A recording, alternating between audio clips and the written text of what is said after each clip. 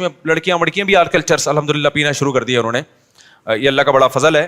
یعنی یہ طنز میں کہہ رہا ہوں میں کہ کیونکہ ہماری یونیورسٹیاں, ہمارے لبرل لوگ دینی مدرسوں پہ اعتراض کرتے ہیں کہ بچوں کو بگاڑتے ہیں یہ. اور جب ہم یونیورسٹیاں گئے تو وہاں ہم نے جب دیکھا کہ یہ سب کچھ چل رہا ہے تو پتہ چلا کہ تمہارا بگاڑ اور ہمارے بگاڑ میں بھائی زمین آسمان کا فرق. ہم نے اپنے مدرسے کے دور میں ایک طالب علم کو سگریٹ پیتے ہوئے دیکھا تھا, وہ بھی چھپ کے. اس کو بھی پتا تھا کہ میرے استاذوں کو پتا چل گیا تو میری ایسی کی تیسی ہو جائے گی, ماں باپ کو بھی نہیں پتا چلے. اور یونیورسٹیوں میں اگر آپ چلے جائیں نا تو ہو سکتا ہے آپ کو بھی فری میں مل رہی ہو وہاں پہ کہ ایک سٹا آپ بھی لگا لیں.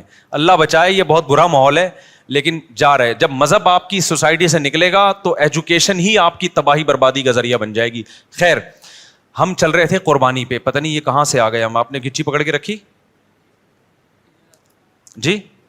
میں تو چاہ رہا تھا کہ قربانی پہ آؤں نا, میں اب آ رہا ہوں قربانی پر. تو میں اصل بات آپ سے بتانا چاہ رہا تھا میرے بھائی, اللہ میاں نے جو ہمیں پیدا کیا ہے وہ کس کام کے لیے؟ اپنی عبادت کے لیے. اللہ کیا چاہتے ہیں؟ کس کے غلام بن کے رہو؟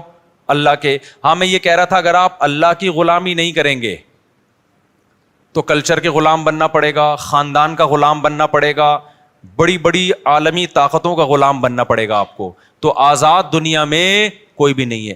آزادی کا لیبل لگا کے آزادی کی باتیں کی جاتی ہیں, حقیقت میں آپ کو ایک طبقے سے نکال کے دوسرے طبقے کا غلام بنایا جاتا ہے. جیسے آج کل کے مذہبی اسکالر تقلید کے بڑے خلاف ہیں کہ ان مجتہدین